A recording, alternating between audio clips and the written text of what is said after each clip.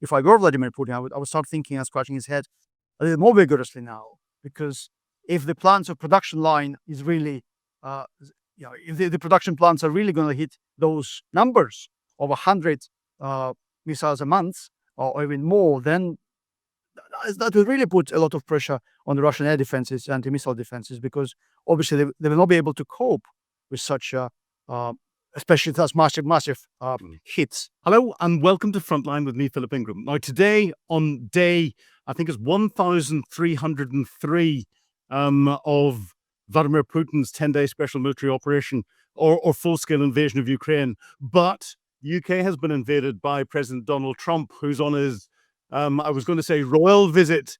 To him, it would seem like a royal visit, but it's a state visit and is currently being hosted by the King and Queen at Windsor Castle. But we're very privileged to be talking to Professor Vlad Mykhnenko. Now, Professor Vlad is the Professor of Geography and Political Economy at the University of Oxford and a research fellow in Sustainable Urban Development at St. Peter's College in Oxford, I believe. Welcome back to Frontline. Thank you, Philip. Thank you for having me back. Now, interesting times we live in. Just before we started, you said that there's been a new opinion poll around the war and what the Ukrainian people think of the war, just published inside Ukraine. Can you give us a little bit of insight to what that opinion poll is saying? Yeah, so this is the regular opinion polling by the Kiev International Institute of Sociology. That is the largest pollster in Ukraine. And September this year, just between 2nd, I think, and 14th of September. So they finished the opinion poll 14th of September, so it's really fresh. And they decided to ask people about the war, and they have regular questions, and also they've added a couple of new questions about these different peace plans or different peace deals. And so I thought it's quite an interesting change, or perhaps not a change of opinion, but actual reiteration of the stronghold beliefs that the Ukrainians still continue to believe in victory with proper support. 76% believe that victory is possible with proper support of sanctions against Russia and the provision of sufficient weapons and money, which is, that number was probably higher at the beginning of the full-scale invasion, but 76% on the day of 1,302 or 3, it's still quite a big, it's quite an optimistic number.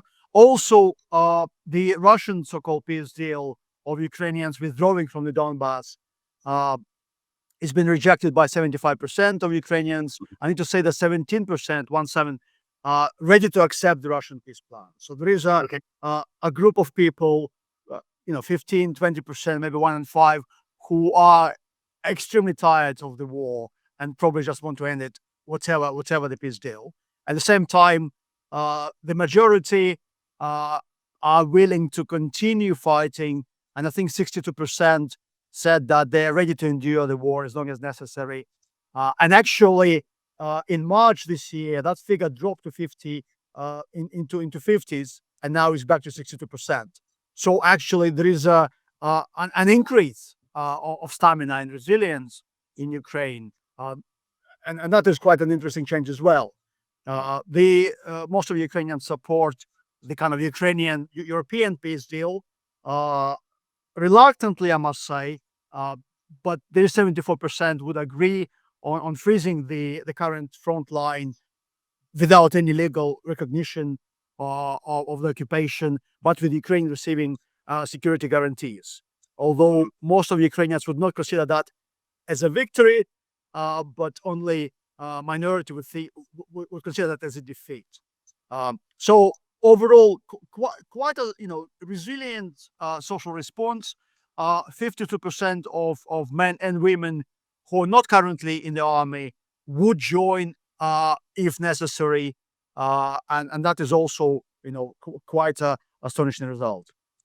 So that sort of puts into context all of the discussions that we seem to be having about the Ukrainian people getting tired of the conflict and wanting it to end at no matter what cost, and there being real difficulty in recruiting additional people for the military, and Russia winning by advancing on the front line, and it's just a matter of time before they militarily take all their objectives.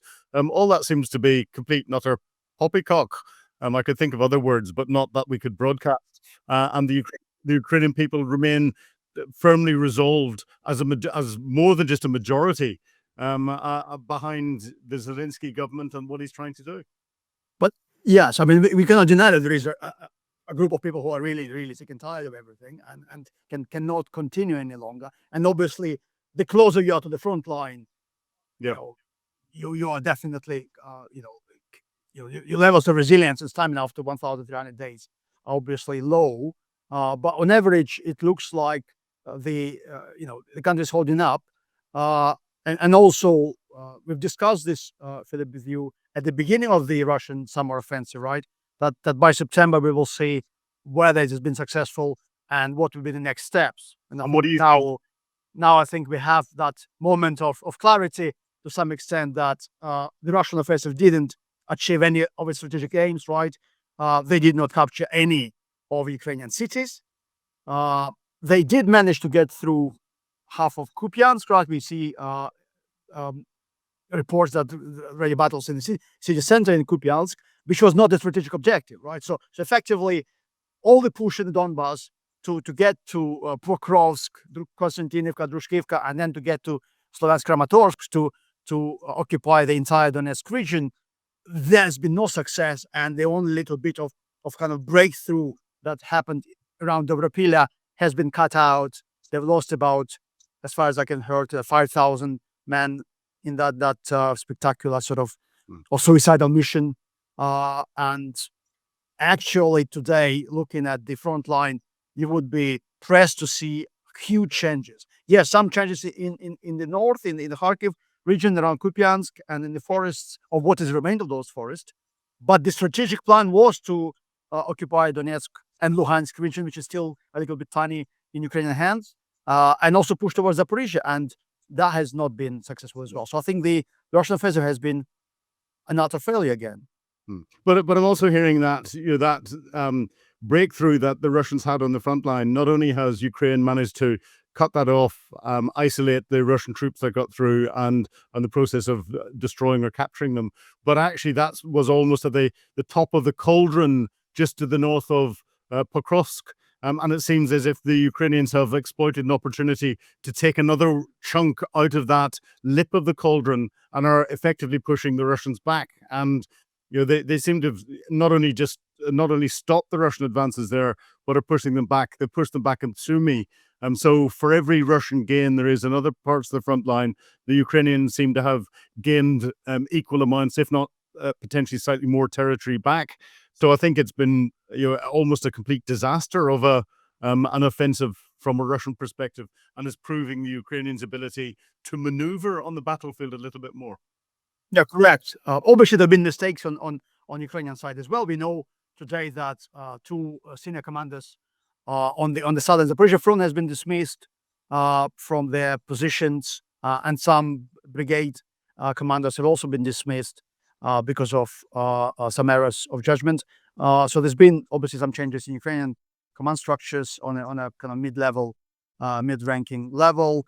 But overall, I think the front line has been holding up fairly well, despite, of course, we need to say that Ukraine, as President Zelensky said, losing 300 men a day, which is obviously shocking number of people for holding just the line. About 100 killed in action, about 200 wounded in action.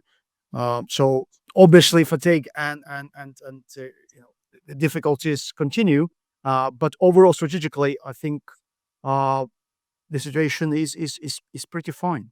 Yeah, but how much of this the green shoots of Ukrainian success at the tactical level could be down to the fact that Ukraine is starting to, at the operational level, increase its activity in striking against Russian oil infrastructure, and that'll have the impact of reducing Russia's ability to continue to fund the war, but also it's impacting Russia's ability to actually support the troops in the front line with its own domestic fuel production, because we're seeing pictures of queues outside domestic fuel stations.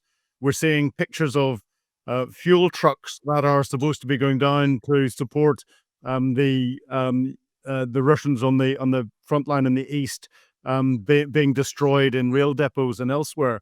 I think overall, there's calculations suggest that 17% of Russia's oil refining capacity has been hit. How significant do you think this is from a Russian perspective? And do you think that this is beginning to affect Russia's ability to support what's going on the front lines? Although there are obviously no miracle weapons in this war, probably in any war, but having that strategic depth, having been able to cover maybe 3,000 kilometers distance with a massive missile carrying half a ton of explosives, that has been an incredible breakthrough. Ton of explosives. A ton of explosives. The 1,150 kilograms is what the Flamingo, I think it's the Flamingo missile you're referring to. Yeah, I'm referring to 3,000 kilometers. That is huge. That is huge. And I don't think any country, actually, so the US has been able to cover a missile like that because The closest I think the we have in the West gets up to about 900 kilograms in a missile, but yeah, and so we're not quite in the same league. Not the same league, and also distance wise. So Yeah. this is probably one of the biggest current developments sort of within the military defense complex in Ukraine, because obviously this allows Ukraine not to ask for permission from Washington D.C. or Berlin or Paris or London, and strike the places that Ukraine wants to strike. And I think that is a significant change. And if I were Vladimir Putin, I would start thinking and scratching his head a little more vigorously now, because if the plans of production line is really, if the production plants are really going to hit those numbers of 100 missiles a month or even more, then that will really put a lot of pressure on the Russian air defenses, anti-missile defenses, because obviously they will not be able to cope with such especially such massive hits. And we might be thinking about Tatarstan and the Shahid production factories there, which are kind of within the range of Flamingo if it can reach that. So I think that is a big development, and the change of tone, or at least maybe I'm over interpreting Vladimir Zelensky's kind of recent announcements, is looking quite optimistic. So it must be something is working well. Well, I'll talk the optimistic in a minute. I want to put a military theory past you, but from an economic perspective, what are you seeing how the Russian markets are responding? How the other markets that are relying on Russian oil are responding to the potential reduction of 17% of capacity? The Ukrainians are trying to hit both the oil refineries to deprive Russians of petrol and diesel, which is necessary, obviously, for the war effort. But also they're trying to hit the ports that are selling the crude oil. So trying to cut that oil machine from both sides. And it looks like, as you've alluded to, all those big shortage of fuel in various regions now popping up in southern Russia, in occupied territories, but also in Far East, right, in as far as Primorsky Krai, Khabarovsky Krai, all the way in next to Vladivostok.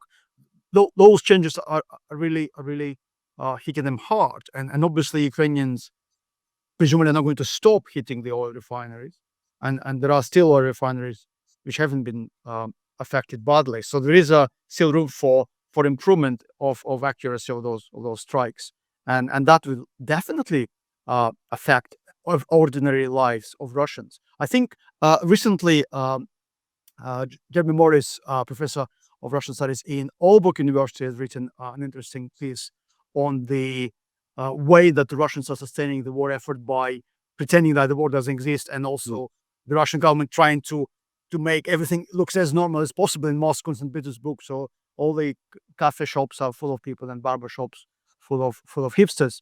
But I think as you gradually diminishing the capacity of people going about their lives as if there is no war, I think that is an important, if Jeremy is correct in his understanding of Russian society currently, I think the comfortable life of middle classes needs to be probably disrupted for extra effort, for extra pressure to be put on the Kremlin. Oh, Maskarovka aimed at your own population only survives as long as the truth remains hidden. So for those that don't understand Maskarovka, it's masking. It's something that is in the Russian intelligence doctrine, and they use that all the time. Disinformation, or as Donald Trump likes to call it, fake news. Um, and it's nothing new. It was Sun Tzu, the great 6th century Chinese philosopher in general, turned around and said, all warfare is deception, all deception is warfare. I'm paraphrasing. But it is something that we tend to forget, and we tend to associate as something modern. It's not. It's been around for a long time. But from a tactical perspective, what is going on? I'm looking at what Ukraine is doing across Crimea at the moment. It seems to be systematically removing Russia's air defense capability, its radar capability. It seems to be opening up paths to the Kerch Bridge. Do you think it's next?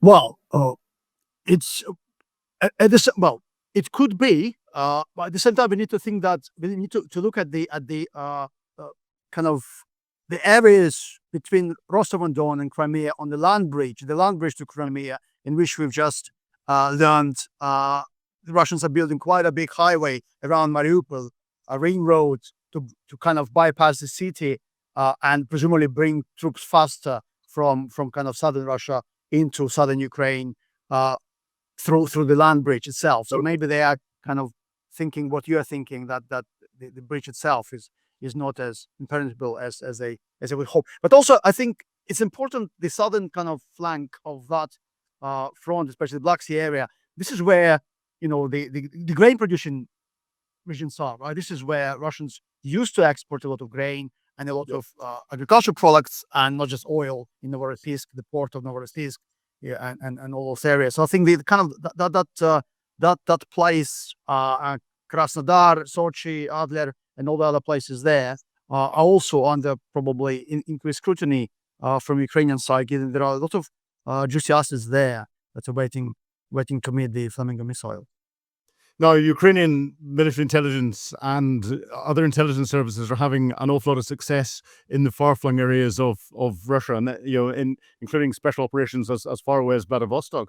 Do you think all of these activities are beginning to properly worry Putin and those that are in his inner circle?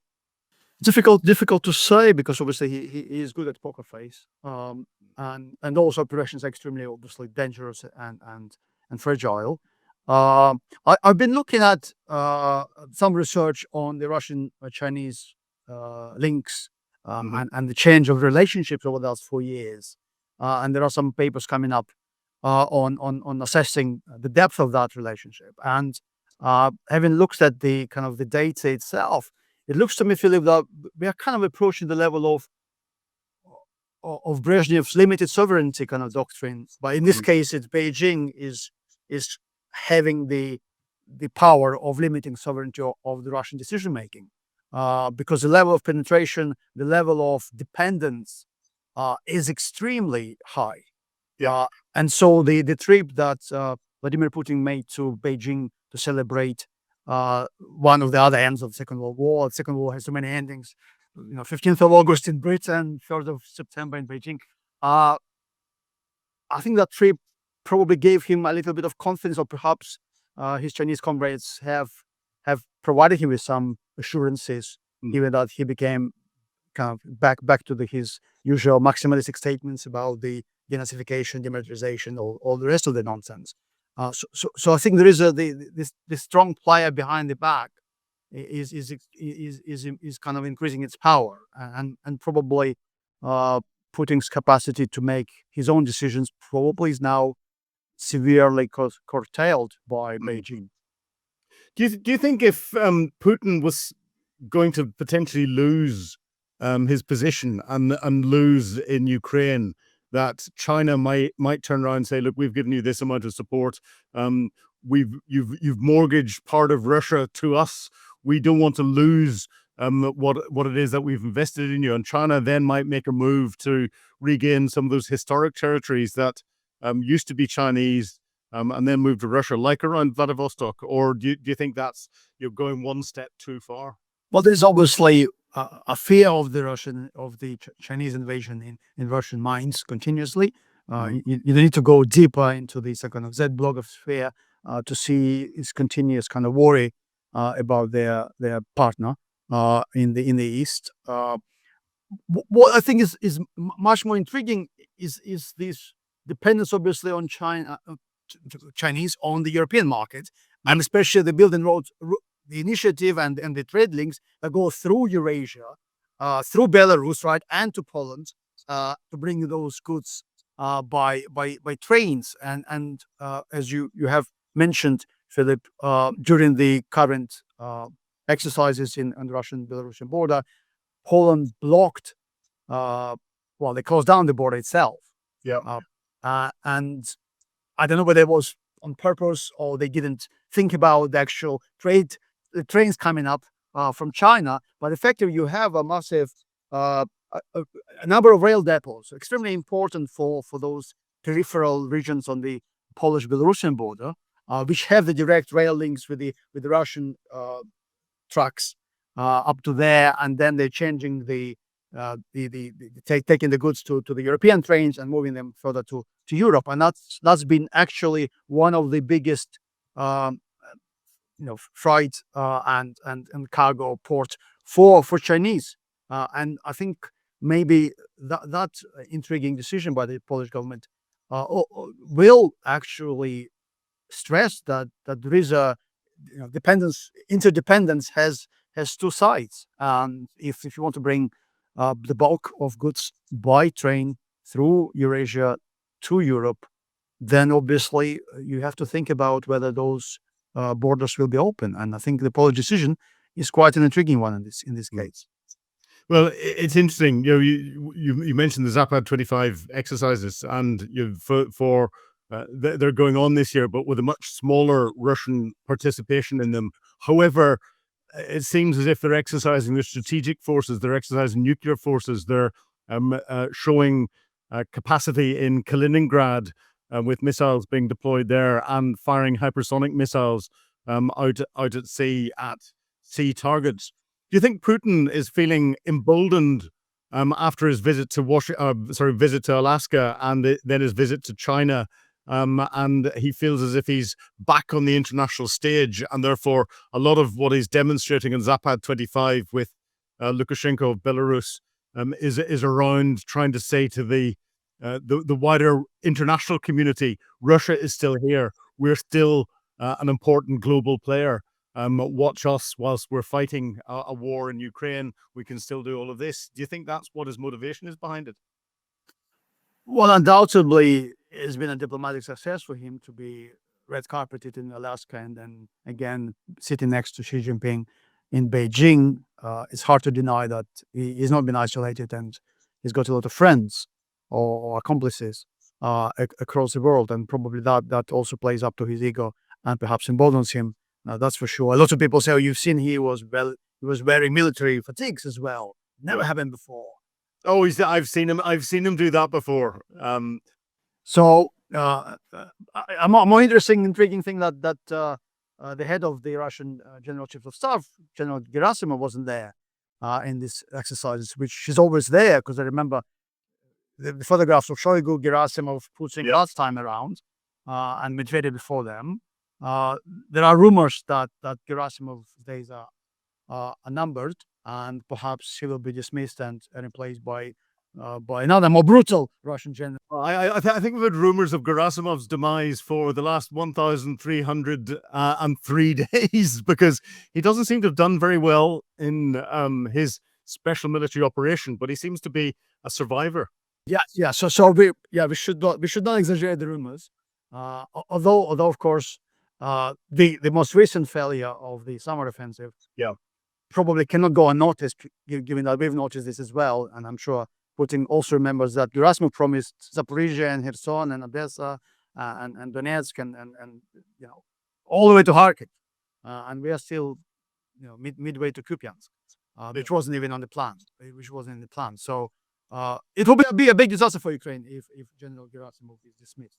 Yes, because I think he's a good general for Ukraine. He's a very good general for Ukraine. Yes, and it was interesting that Shoigu got moved on, but I've just mind dumped the general that For weekend. Surovikin? Surovikin, yes, it was a good day for Ukraine when General Surovikin was removed from post, because although he was an Air Force general, he seemed very competent in land operations. Yeah, yeah, especially withdrawing from Kherson. That was a clever. Exactly. Really But move. whilst all this is going on, and Donald Trump is in the UK, President Zelensky sent a very clear message that he needed Donald Trump to make some bold decisions about what he was going to do with Russia. Do you think we're going to see anything out of Donald Trump? Has he written off his involvement in trying to solve the conflict? Is he going to walk away? I feel like we're not going to see any kind of serious action from the current U.S. administration, because effectively they've developed a pretense excuse, right? That unless you stop buying everything from Russia and unless you import 100% tariffs on all Chinese goods, then maybe we'll do something, which I think is quite a extraordinary, difficult thing to do for all NATO members and EU members as well. So Turkey is a NATO member. It's Yeah. got is a hub for Russian oil and gas. And a lot of the President Erdogan economic success is based on that cheap Russian oil and gas. So cutting off effectively your mainstream of income just because you want to finish the war in Ukraine, I think for the Turkish elites that would be a step too far. Not to mention obviously Hungary and Slovakia. Hungary has increased its dependence on Russian oil to 86%, although they were supposed to be using these 1,300 days, 1,303 days to cut their dependence on Russian oil. They've increased it to 86%. Slovakia is still 100% Russian oil. Yeah. Despite 4 years of the war. So I think that's I think it's highly unlikely that something will happen from Washington because now they have this excuse and they will batter the Europeans, say, "Oh, it's all your fault. You don't want to actually put." You have no skin in the game. You need to kind of do something. Yeah, but do you think that because this has been going on for so long now, that Ukraine's dependence on American support, provided it isn't cut away completely, and provided you don't get the cut in intelligence support and logistic support supplied through European NATO nations and elsewhere, if what America's not doing in the minute, it actually doesn't matter. Ukraine is getting itself into a position where it can continue the fight without America's direct involvement. Well, you just heard about the first or the second of this new scheme that of $500 million delivery of weapons from the US to Ukraine paid by Europeans through the Pearl scheme, Priority Ukraine Requirements List, in which Ukraine requires weapons and then Europeans pay for it and Americans deliver them, which is a new Trump initiative, so to speak. And either the first or the second delivery has been now approved. So that's a massive plus. In the opinion poll, there was a question whether Ukrainians can fight without Americans, but with European support, and I think 76% said they could, which is slightly dropped from 82% half a year ago, but still 76% I think is a good enough number for me. So if Europeans continue to pay and help to deliver the Pearl scheme weapons, that will be great. We also hear that finally the Commission is moving further to discuss the Russian assets being frozen in Brussels, about 200 billion euro worth of money. And they are now developing some new innovative techniques of how they can not expropriate, but appropriate those assets to give it to Ukraine. So presumably thinking that anything can happen in Washington. So this is probably a plan B, but it's good that they have managed to go sort of further step ahead with that plan. Mm-hmm. Well, a day 1,303, we are on plan B. I'd expected us to be further down the alphabet in that, but we've got lots more alphabet to go over. I think what's going to be months, if not, and I hope not years. But Vlad, it's been a real pleasure talking to you today on Times Radio Frontline.